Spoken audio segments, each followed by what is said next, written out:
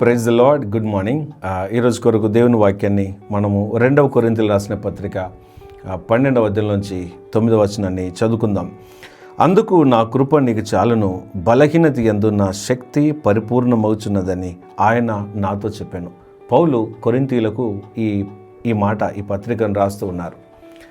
పౌలు దేవుని గురించినటువంటి విశేషమైనటువంటి లోతైన ప్రత్యక్షతలు చాలా రాశారు.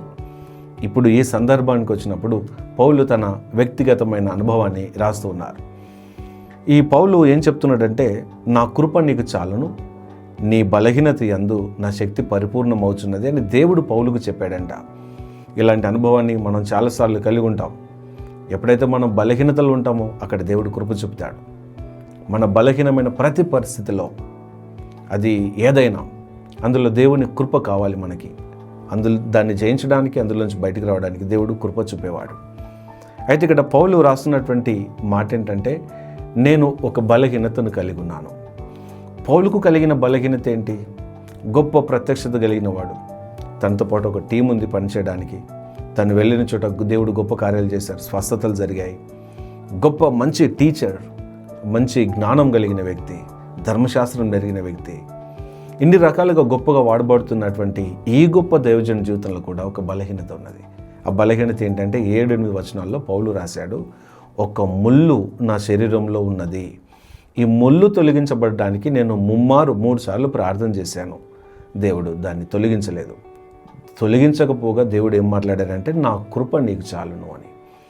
పౌలు శరీరంలో ముళ్ళు ఏంటి అంటే, కొందరు స్కాలర్స్ ఏమంటున్నారంటే, ఇది బహుశా ఆయనకు ఒక అనారోగ్యం అయి ఉంటుంది అని కొందరు అన్నారు. ఇంకొందరు ఏమంటారంటే, ఆయనకి ఈ కళ్ళకు సంబంధించిన సమస్య అయి ఉంటుందని కొందరు అంటున్నారు. ఇంకొందరు అసలు ఇది పరమైనటువంటి పరిస్థితి కాదు, బహుశా తనకి సమాజంలో ఒక వ్యతిరేకత అయి ఉంటుంది. తన పరిచర్యకి, మినిస్ట్రీకి, తన సువార్త పనికి వ్యతిరేకత ఏదైనా ఉండొచ్చు. వారే తనకు చాలా సన్నిహితంగా ఉన్నవారే వ్యతిరేకించే వారు అయి ఉండొచ్చు. ఇలాంటి పరిస్థితులు కొందరు చెప్తున్నారు. తనకున్నటువంటి సమస్య ఏ రకమైనది అని పౌలు ఎక్కడా ప్రస్తావించలేదు. ఈ ఒక్కడి దగ్గర రాశారు, నాకు ఒక ముళ్ళు ఉన్నది, తొలగించమని నేను ప్రార్థన చేశాను, ప్రార్థన చేశాను. దేవుడు నేను ప్రార్థన చేసిన ప్రతిసారి నా కృప నీకు చాలును అన్నాడు అని పౌలు రాస్తున్నాడు. ప్రియమైన వారలారా, కొన్నిసార్లు మనం కొన్ని విషయాల కొరకు ప్రార్థన చేస్తాము. దేవుడు మనం ప్రార్థన చేసిన ప్రతిసారి దేవుడు కృప అందరికీ చూపుతాడు. కొన్నిసార్లు దేవుడు ఆ సమస్య నుంచి మనల్ని బయటికి నడిపించవచ్చు. అది దేవుని అద్భుతం, దేవుడు చేసే గొప్ప కార్యం. కొన్నిసార్లు మనము ఆ సమస్యలో కొనసాగడానికి బలంనివ్వచ్చు, సహనంనివ్వచ్చు, ఓర్పునివ్వచ్చు, జ్ఞానంనివ్వచ్చు. అది కూడా దేవుని కృపే. కాబట్టి బలహీనతలో దేవుని కృప మనకు ఉంటుంది. మానవ శక్తికి అన్నీ సాధ్యం కావు, అన్నిటిని మనం సాధించలేము, అన్నీ జయించలేము, అన్నీ మన వల్ల కాదు. We have a limited power, limited wisdom. మనకి ఒక పరిమితితో ఉన్నటువంటి జ్ఞానము, అనుభవం మనం కలిగి ఉన్నాం. దేవుని కృప అపారమైనది, దేవుని శక్తి అపారమైనది. ఆ కృప మన బలహీనతలో దేవుడు మనకిస్తారు. ఈరోజు నువ్వు ఎదుర్కొంటున్న సమస్యలో దేవుని కృప నీకు తోడుగా ఉంటుంది. ఆ సమస్య ఎవరికి తెలియకపోవచ్చు, బంధువులకు, స్నేహితులకు, కుటుంబ సభ్యులకు తెలియకపోవచ్చు, కానీ నీ బలహీనతలో దేవుడు నీకు కృప చూపే దేవుడు. ఆ కృపని నమ్మినప్పుడు దేవుడు ఖచ్చితంగా నీకు సహనమును, ఓర్పును, బలంనిస్తాడు. అవసరమైతే ఆ సమస్యలోంచి దేవుడు మనల్ని బయటికి తీసుకొస్తాడు. దేవుని వాక్యంలో గొప్పగా వాడబడినటువంటి దైవజనులు అందరినీ చూడండి. వారు శరీరంలో, జీవితంలో ఏదో ఒక రకమైన బలహీనతను కలిగి ఉన్నారు.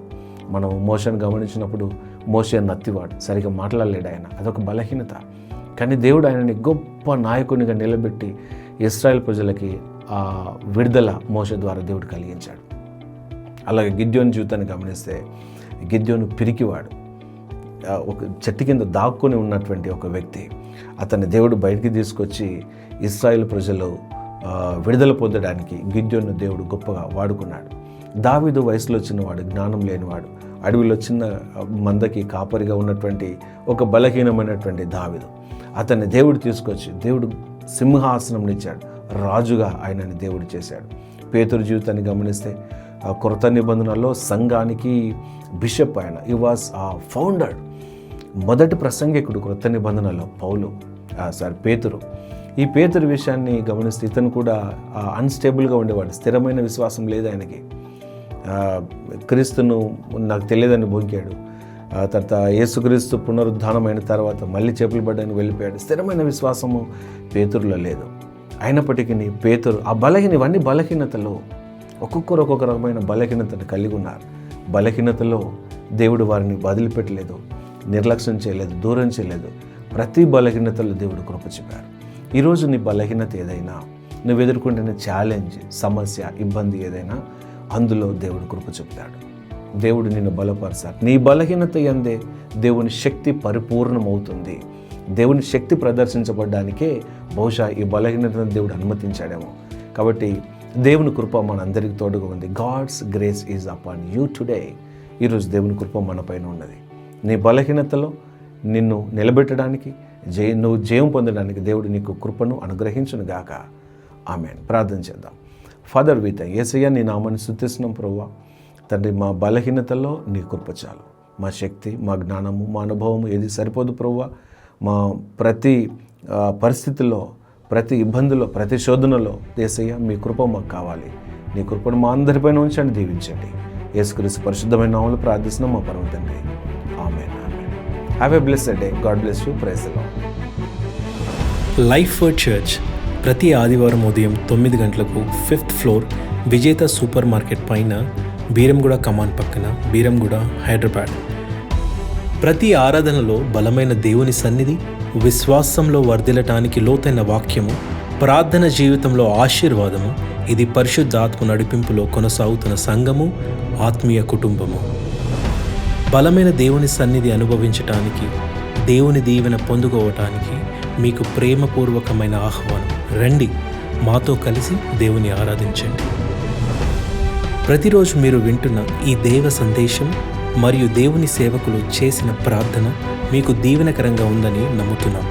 ఈ సందేశాన్ని మీ స్నేహితులకు, బంధువులకు షేర్ చేయండి. ఏదైనా ప్రార్థన అవసరం ఉన్నవారు ఈ ఫోన్ నంబర్లకు కాల్ చేయండి.